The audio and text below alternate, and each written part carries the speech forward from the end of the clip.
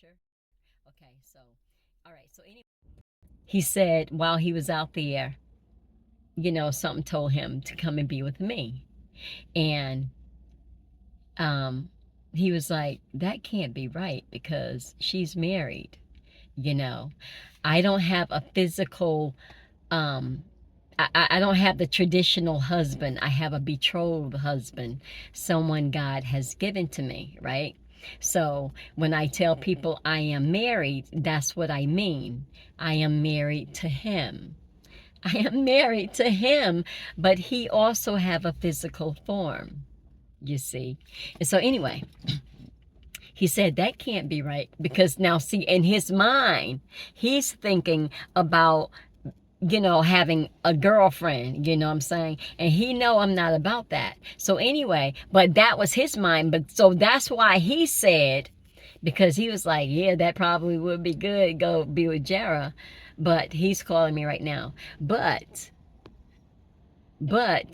um, she's married, so that can't be right. It must mean something else. You see, and that's how you do it. And so you question the answer, is what I'm saying. You question the answer. And so it's like, why would you be telling me go be with Jara? Because Jara got a man. She got a husband. She loved that dude. She talk about him all the time. That's how I know about him. So anyway, so he says it must be something else. Now, he don't know what that something else is yet. He need a confirmation of it. He needs something to happen or someone to tell him or to show him. And then when he see it, he'll be like, that's why it was telling me. Okay, that's why it was telling me, because she's been telling me that she's the one. And now she's telling me that she's the one. And so that's what it's telling me. And that's why it's telling me, because she's the one. What I said to him was, yes, it was telling you to come be with me because I've been telling you who I am. And now it's telling you to come to be with me. And I know it wouldn't tell you to come to be with me any other reason, because I know who I am. And because I know who I am, I know his voice. I know how he speaks. I know how he works. I know. And so I said to him, yes, it was telling you to come to be with me because I'm going to need trustworthy people around me. I'm going to need somebody, in the tent and outside of the tent. You know what I'm saying? There's a system of order and guard. You see what I'm saying? And so everybody will have their step, the how the captain and the lieutenant and the sergeant and all of that stuff go, right? So you have your officer, you have your first officer, you know what I'm saying? And then your first officer becomes a sergeant, and the sergeant becomes a captain, and the captain becomes a lieutenant. How do I know this stuff? Goodness gracious. Anyway, and the lieutenant is vowing for the ward. And the ward is trying to become what? Governor. I ain't got time to be no mayor. You know what I'm saying? So anyway, yeah. So I said to him, it was telling you because I'm going to need some good people around me. Someone that I can trust. I call him, oh gosh, CVS. I call him CVS because I met him at CVS. And so I call him CVS.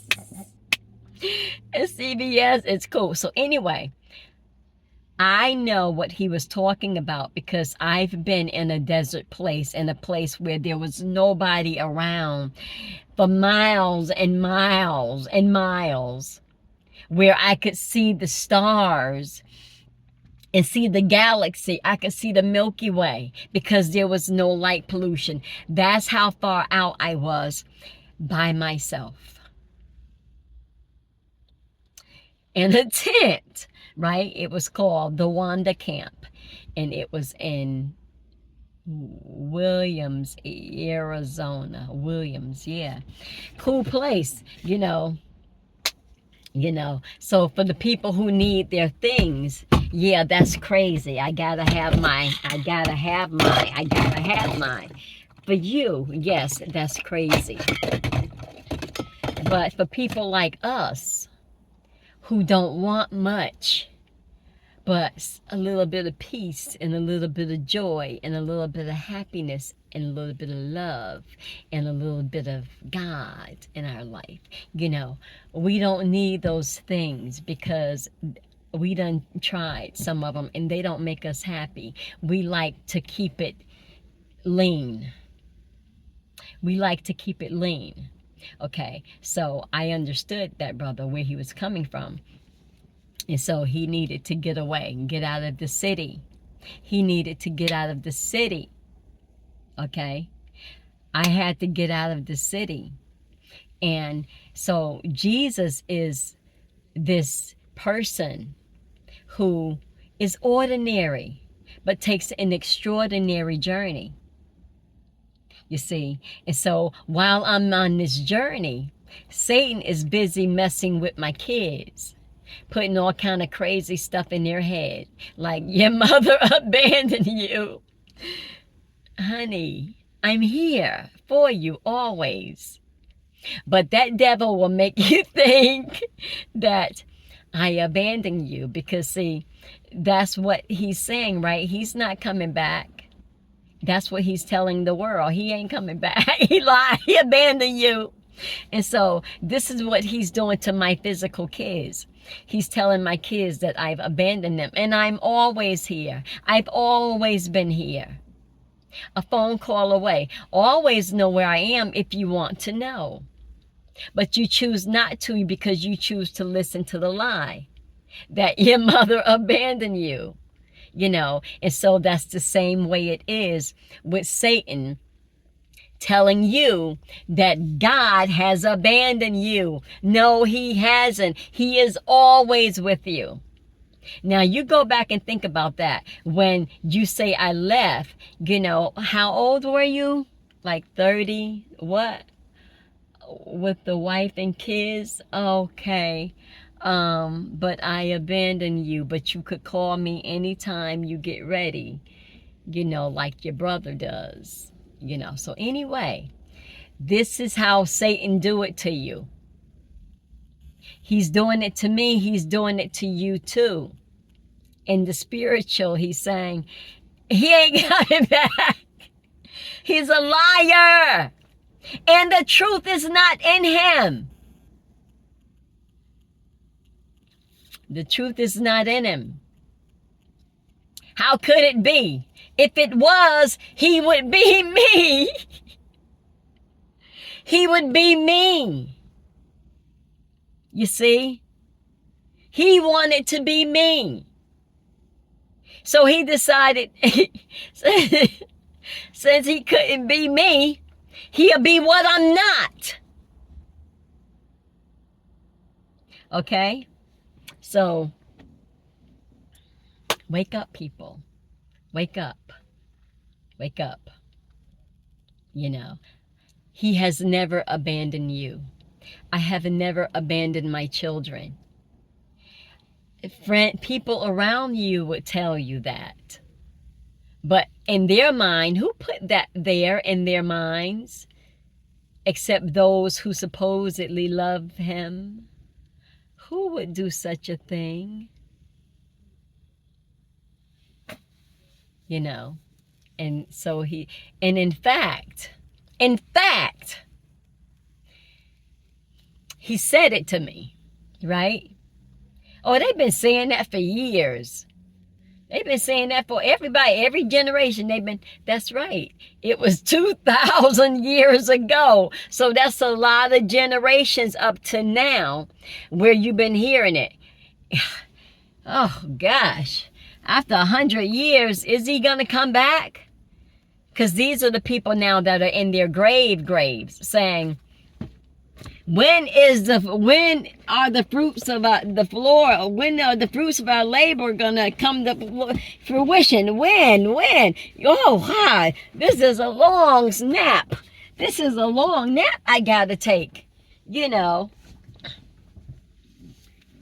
and and so now that time has come.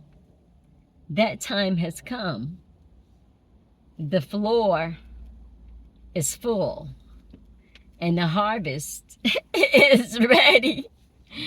So, you know who you are, you know where you're going. Stop playing. Stop playing. Because see, if you're following the crowd, you know where you're going. You know what you've been doing.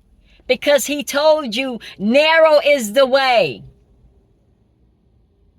And few there be that finds it. But no, you're going to go with the crowd because everybody going this way. You got to worry about what they're going to say. You got to worry about what they're going to say about you. You care about what they think about you. When you get to the place where you don't give a damn about what people say and think you're in a good place because you can live your life freely. Because see, you don't, the reason why you don't do what God tells you to do is because you're thinking about and worrying about what they're going to say. Don't think that I wasn't tempted with the same thing. You see, I know what you go through because I done went through it for you. See? You don't want to go through it because that's crazy. Oh, she crazy. She done lost her mind. Shoot, I love that money, honey. I love that money too much for that.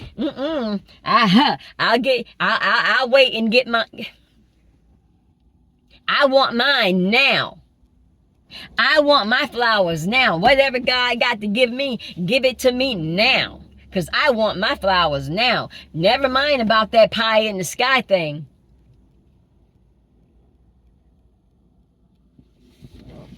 You're talking about your soul.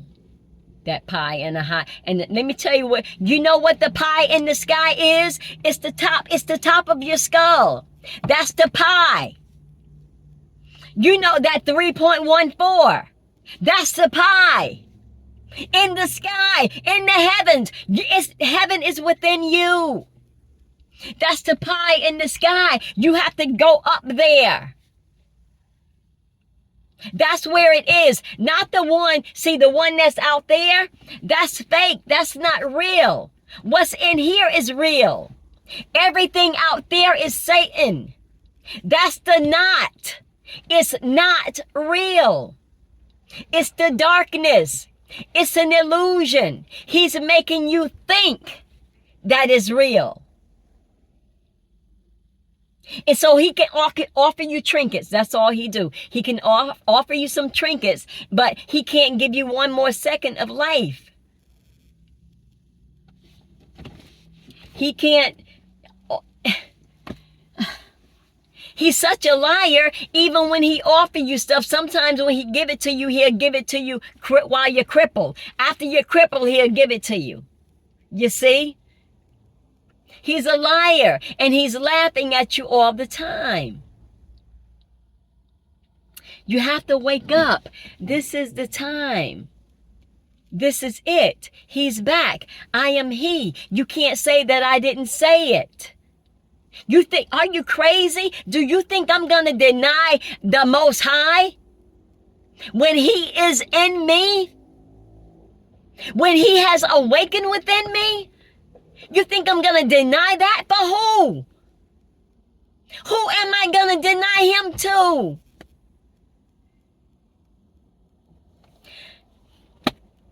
I can't even deny him to myself. I cannot deny him. If I can't deny him, why and how can I deny him for you? This is 2024. This is the year I said I am completed.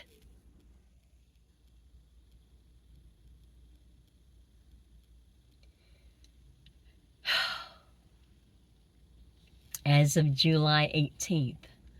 okay, which was the date 3.5 years from the time, our time of resurrecting, of being reborn, of being reborn.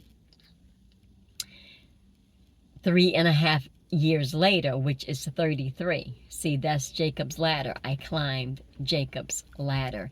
It's a spiritual thing. You know, it's the serpentine fire. You know, it's the parting of the Red Sea. It's that fire coming up your spine when he is ushered up by the angels in his glorious attire. Okay, so when that happens, you're going up the mountain. You're going up to the mountain, which is in here. In the kingdom, the dome, in the kingdom of heaven. Heaven is your higher mind, in the physical body as above, so below. Heaven is your higher mind, and your rectum is your lower mind. And everything below the dome, you're getting lower and lower. And so that was the fall of man from grace. And as we were spirit man, we failed to become physical man as we are today. So now we are fully matured. God said, you have matured. You are beautiful. He says, you're beautiful. And so now is the time to receive you back to me, because you done been through hell.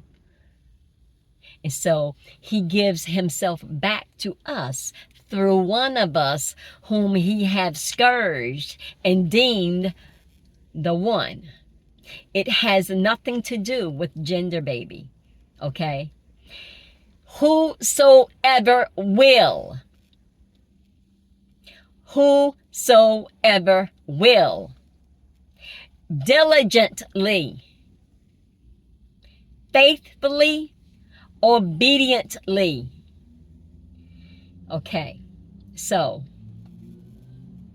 I be he. I be he. And so, anyway, that brother set me on to doing this because that's the way he works. Because he had to go, because we was talking, because he was telling me about his experience. He had to go. And so I said, well, let me, because what he told me was, this is how God's work. I know how he work.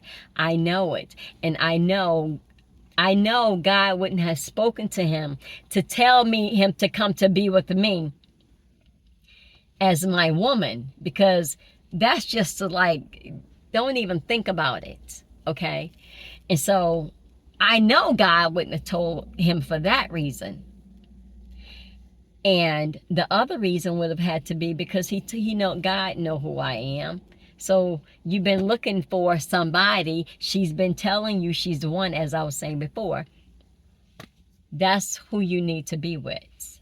And I know that brother will have my back. He is always talking about, I was going to get him. You know what I'm saying? And he's a big dude.